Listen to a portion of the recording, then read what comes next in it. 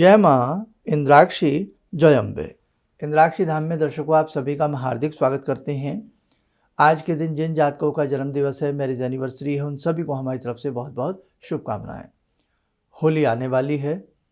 होली की विशेष रात्रि में विशेष मंत्रों की सिद्धि की जाती है।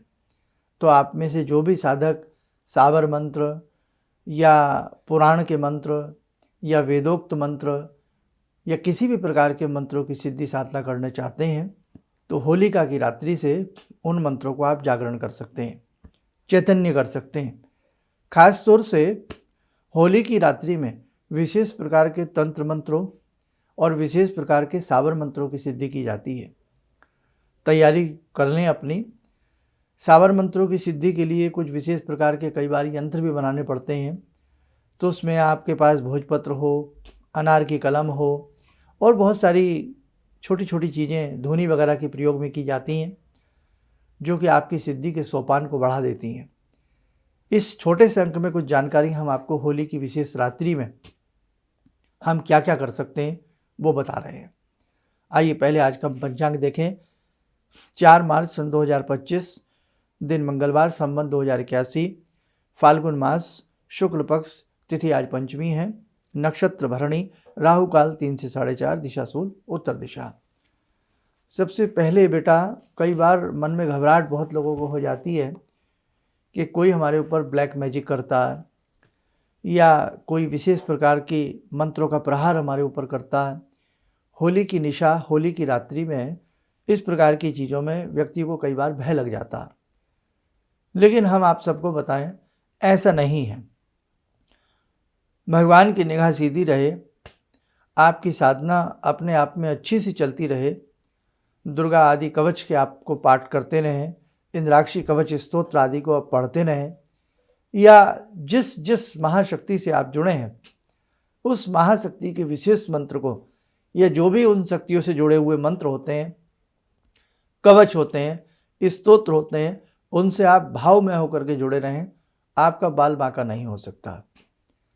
होलिका की रात्रि में किस प्रकार से आपने देखा कि जो प्रहलाद की बुआ थी वो जल करके नष्ट हो जाती हैं, जल करके भस्म हो जाती हैं, और जिन्हें अग्नि सिद्धि की प्राप्ति थी, यानी कि अग्नि सिद्धि कि अग्नि स्तंभन क्रिया में वो हस्तगत थी, यानी कि अग्नि में यदि वो बैठ जाएं वो जलती नहीं थी, उनको अग्नि सिद्धि थी है। आज भी ऐसे बहुत लोग हैं अग्नि सिद्ध किए हुए होते हैं, हाथ अग्नि में डाल दें तो हाथ जलेगा नहीं, और इसके पीछे सिद्ध कम है, लेकिन इसके पीछे कुछ तकनीकी दिखाने वाले लोग ज़्यादा हैं।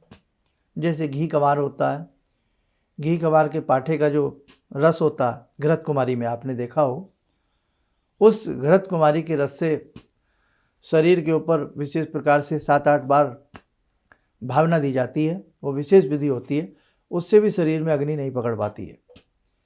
आप ऐसा मत करिएगा, ये जानकार व्यक्तियों के काम होते हैं। तो आज टेक्निक का भी युग है। बहुत लोग अपनी जादूगरी सी दिखा करके भी बहुत लोगों को अचंभित कर देते हैं, वो बातें अलग हैं। लेकिन होली की रात्रि एक विशेष प्रकार की रात्रि मानी गई है। होली की रात्रि मंत्रों को चैतन्य बना देती है। होली की रात्रि आपके मंत्रों में पावर डाल देती है। होली की रात्रि ऐसी रात्रि होती है। इसलिए बेटा, कभी किसी का अनिष्ट न सोचें। सुंदर भाव के साथ आप अपने उपास्य जो देवता देवी हैं उनके आप विशेष सिद्ध मंत्रों, कवच आदि का होली की रात्रि में पाठ करें तो आप माने न माने, आपके उन मंत्रों में अत्यधिक पावर आएगी, आपके उन स्तोत्रों में अत्यधिक चैतन्यता आएगी। इंद्राक्षी धाम से जो जुड़े साधक हैं, आप इंद्राक्षी कवच को जरूर पढ़िएगा। इंद्राक्षी कवच बड़ा दुर्लभ कवच है, आप इसे ध्यान से पढ़ेंगे, आपको आनंद आएगा। इंद्राक्षी एक स्तोत्र होता है, एक इंद्राक्षी कवच होता है, तो कवच आप पढ़ेंगे, आपको आनंद आएगा।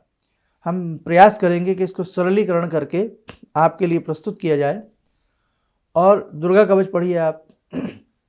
ये ऐसे कवच हैं, कवच से मतलब क्या होता है, युद्ध के मैदान में जब योद्धा लड़ते थे, अपने सीने के ऊपर एक कवच बना लेते थे। लोहे का होता था, किसी का जंजीर का होता था, किसी का विशेष धातु का होता था, जिसके ऊपर तीर तलवार अपना असर नहीं कर पाते थे।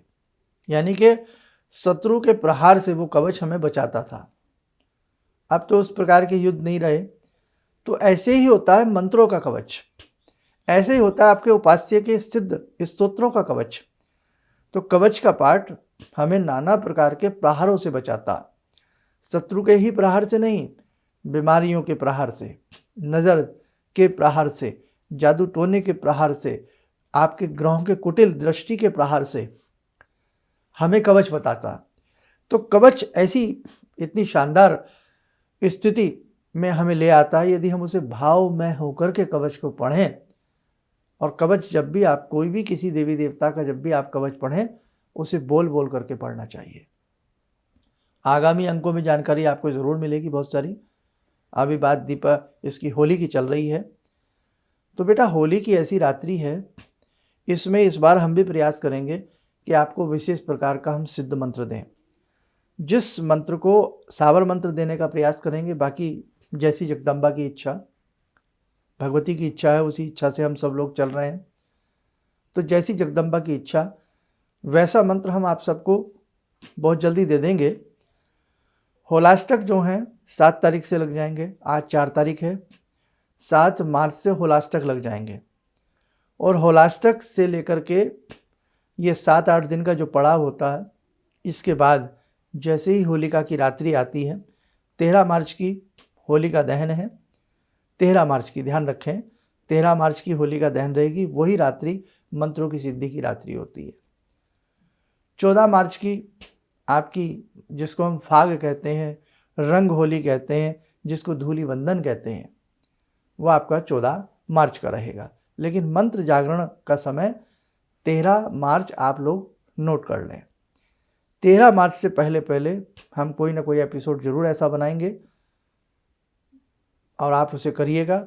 आपकी सुरक्षा के लिए कोई मंत्र या ऐसा कुछ ना कुछ, जगदम्बा सब अपने आप व्यवस्थित कर देती हैं सारी बातों को, बस आप ये करिएगा और आपको आनंद आएगा। दूसरा हमारा संदेश, जिन लोगों के मन में भय रहता है कि भाई होली आ रही है, होली की रात्रि में हमारे ऊपर कोई कुछ कर देता है, तो इस बार हम ऐसी चीज़ आपको बता देंगे, कभी कोई कुछ नहीं कर पाएगा आपके ऊपर, आपको बहुत काम आएगी बात। होलाष्टक क्या है? होली से 8 दिन पहले जब अष्टमी आती है, अष्टमी से होलाष्टक लग जाते हैं। अष्टक, अष्टमी, अष्टक 8 दिन का ये समय होता है। और होलाष्टक से ही अरंडी का झंडा गाड़ा जाता है, या उधमपुर का एक झंडा जिस स्थान पर होली बंगाली जाती है, प्रज्वलित की जाती है, वहाँ इसको गाड़ा जाता है। अब तो बेटे परंपराएं निभाई जा रही हैं, परंपराएं नष्ट प्राय हो रही हैं।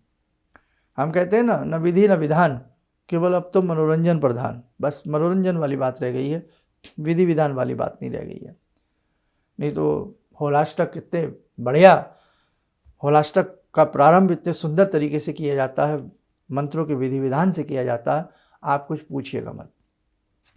आज उन पर्व की, उन तीजों की पुनर्स्थापना करने की अति आवश्यकता है। आज भटका हुआ समाज अपने धर्म पर अड़िग होता जा रहा है धीरे धीरे। तो कोई भगवान की कृपा है, आज देख रहे हैं चारों तरफ धर्म की गंगा बह रही है।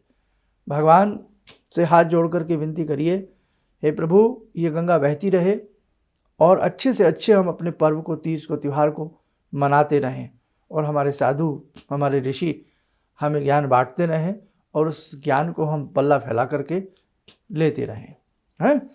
तो इसलिए होलाष्टक के ऊपर एक अलग से एपिसोड बना देंगे, इसमें बताने की इतनी आवश्यकता नहीं है। और होली की रात्रि में किन मंत्रों को विशेष तरीके से जागरण करें वो बता देंगे। और जिन्हें ये भय है कि हमारे ऊपर कोई हर साल होली पर कुछ कर देता है, उनके लिए भी वो बातें आ जाएंगी।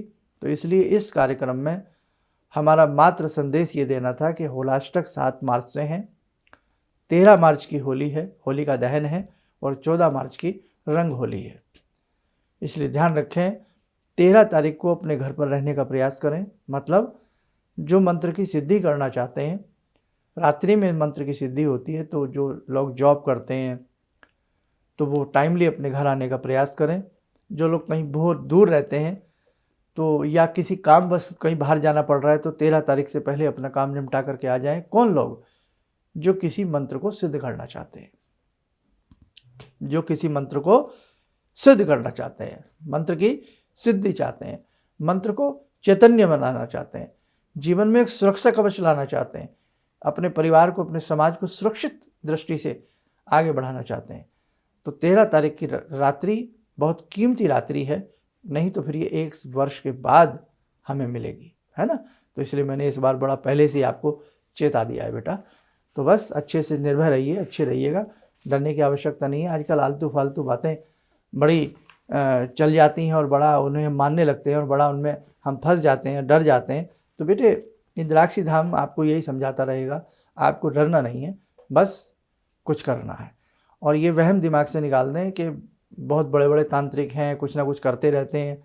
बेटा ऐसा बहुत कम है। नाम प्लेट जरूर तांत्रिक की लग सकती है, लेकिन अंदर की जो गुप्त विधियां हैं, जो गुप्त प्रयोग होते हैं, वो बेटे मुट्ठी भर लोग भी नहीं हैं। आप यकीन मानिए हमारी बात का, यकीन मानिए आप। तो इसलिए आपको डरने की आवश्यकता नहीं है। बस कुछ विशेष मंत्र हम 2, 4, 5 रोज में कोई विशेष एपिसोड आपको देने वाले हैं, उसको सुनिएगा और करने का प्रयास करिएगा। चलिएगा, समय चला आज की ध्यान साधना का। जुड़ते हैं जगत जननी भगवती जगदम्बा से। ॐ सिन्दूरारुण विग्रहां त्रिनयनां माणिक्यमूले स्फुरात् स्तारानायकशेखरं स्मितमुखी भापेन वक्षोरुवां पाणिभ्यामलपूर्णरत्नचषकां रत्नोत्परां बिभ्रति सौम्यां रत्नघटस्थरक्तचरणां ध्यायेत्परां अम्बिकां खड्गं चक्रगदेषु चापपरिगान् शूलम्बुशुण्डिं शिरा शङ्खं संदधतीं करे स्त्रीनयनां सर्वाङ्गभूषावृतां नीलासमद्युतिमास्य पाददशकां सेवे महाकालिकां यामास्तो स्वपितैहरो कमलजो हन्तुं मधुं कैटवं विद्युद्दामसमप्रभां मृगपते स्कन्दस्थितां भीषणां कन्या विहकरवालखेटविलसा धस्ताविरासेवितां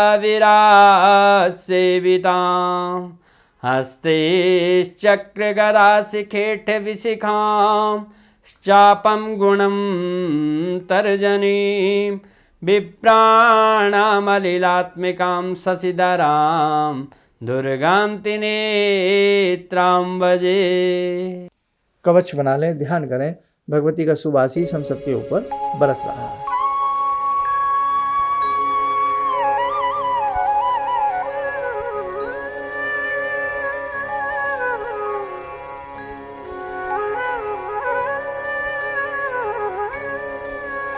ओम बोलते हुए नेत्र खोलें, सामान्य हो जाए। देखो साधको, स्वयं कुछ करेंगे तो स्वयं कुछ पालेंगे। बहुत सारी बातें हैं जिन पर हम दूसरों पर आश्रित ना रहें। भक्ति और योग ये एक ऐसी चीज़ है, आपके लिए कोई दूसरा नहीं कर सकता। भक्ति जितनी आप स्वयं करेंगे उतने भगवान आपके निकट होंगे, आपके भाव सुंदर होंगे, आपके भाव जगेंगे, आपकी कामनाएं सिद्ध होंगी। निष्काम भाव से भी भक्ति कर रहे हैं तो वो तो अति उत्तम है ही। ऐसे योग स्वयं करेंगे, स्वयं उसका रिजल्ट दिखेगा। तो अपनी व्यक्तिगत साधना, कम से कम कोई अनुष्ठान कराना है, कोई ऐसी कथा करानी है तो वो बात अलग है। उसमें फिर आप आचार्य जी से बात कीजिए, सुंदर तरीके से अनुष्ठान कराइए, कथा कराइए, बहुत अच्छी बात है। लेकिन अपने व्यक्तिगत उत्थान के लिए आप व्यक्तिगत दैनिक साधना अपनी जरूर करिएगा। तो किसी मंत्र को सिद्ध करना, चैतन्य बनाना, होली, दीपावली, ग्रहण आदि के समय में, ये आपका व्यक्तिगत हुआ। तो अपना व्यक्तिगत खजाना अपनी साधनाओं से जरूर भरिएगा, है ना। कौन चाहेगा उसका खजाना खाली रहे। तो आध्यात्मिक गतिविधियों का जो खजाना है, आध्यात्मिक शक्तियों का जो खजाना है, उसे अपने जीते जी बेटे भरने का प्रयास करना। और उसमें हम पूर्ण सहयोग आपका जीवन भर करते रहेंगे। चलिए, आप सब लोग स्वस्थ रहें, सुखी रहें। इन्हीं शुभकामनाओं के साथ हम अपनी वाणी को विराम देते हैं। जय जय अम्बे। मेरी बहुत दिन से दिली इच्छा थी कि आप जैसे कोई मुझे धर्मात्मा पर महापुरुष मिलें और मैं वहाँ जाके जुड़ के और देश समाज से के लिए कुछ कर पाऊँ। कई चीज़ें हैं समाज में, समाज सेवा में भी मन में वो शांति नहीं मिली, जैसे आप समझ सकते हैं कि बहुत सारी गड़बड़ियाँ भी रहती हैं। आज का अनुभव यही है कि मुझे आस लगता है कहीं सही रास्ता मिल गया है, सही मंजिल मिल गई है। जो मैं करना चाहती थी शायद अब मैं कर पाऊँगी। किसी भी समस्या के समाधान के लिए मिले प्रसिद्ध हस्तरेखा एवं वास्तु विशेषज्ञ प्रोफेसर धर्मेंद्र शर्मा जी से। नोट: शिविर में भाग लेने हेतु एवं व्यक्तिगत रूप से मिलने के लिए कॉल करने का समय सुबह 10 बजे से शाम 6 बजे तक। हमारे विभिन्न ज्ञानवर्धक कार्यक्रम देखने के लिए आप हमें अभी सब्सक्राइब करें, बेल आइकन को प्रेस करें ताकि आप देख सकें हमारा कार्यक्रम सबसे पहले। और अधिक जानकारी के लिए फेसबुक पेज को लाइक करना न भूलें।